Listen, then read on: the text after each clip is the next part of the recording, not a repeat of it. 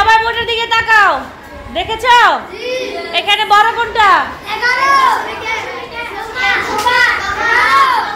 আচ্ছা আচ্ছা আচ্ছা, কেউ বলতেছে সমান, আবার কেউ বলছে 11, আবার কেউ বলতেছে 1.1। তাহলে চলো আমরা অঙ্কটা করি, দেখি কোনটা বড়। এটা কত? 11 লিখলাম। এটা কি বক্স লিখলাম। এখন এখানে কত আছে? 1.1। এখন দশমিক কোথাইতে হবে না? দশমিক কোথাইতে হইলে 1.1। এই দশমিকের জন্য একটা 1, দশমিকের জন্য কি একটা 1। আর পিছনে কত ঘর আছে? 1 ঘর। 1 ঘরের জন্য একটা 0। আমরা জানি দশমিকের পরে যতগুলো ঘর থাকবে প্রত্যেকটা ঘরের জন্য একটা করে 0 দিতে হবে। কি দিতে হবে? 0। তাহলে দশমিক উঠাইতে হলে দশমিকের জন্য একটা 1 আর 1 ঘরের জন্য একটা 0। এরপরে দেখো এই যে 11 বক্স। তাহলে এখানে কত হয়ে গেল? দশমিক উঠে গেছে না?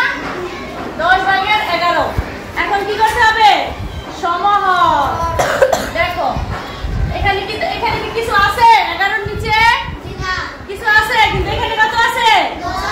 10 আছে। তাহলে আমি 11 এর নিচে একটা 10 দিব। এখন একটা 10 দিলে কি হবে? নিচে দিলে কোথায় দিতে হবে? উপরে। নিচে দিলে কোথায় দিতে হবে? উপরে। উপরে। দেখো এখন 10 আর 10 যদি কেটে যায় তাহলে কত থাকে? 11 থাকে না? 11 থাকে তো।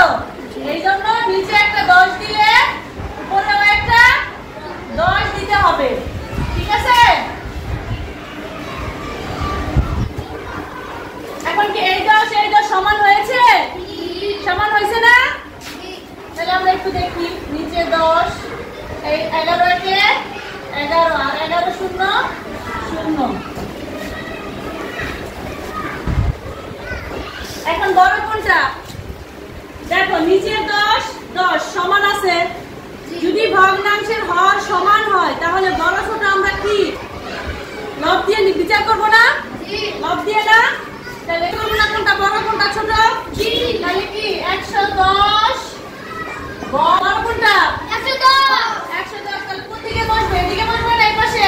110 এর দিকে। 110 এর দিকে না? 110 এর দিকে বসবে তো? তাহলে এইটা বড়। বুঝতে পারছো? সমান কি হইছে? সমান হইছে? বড় হইছে না? কোনটা বড় হইছে? 11।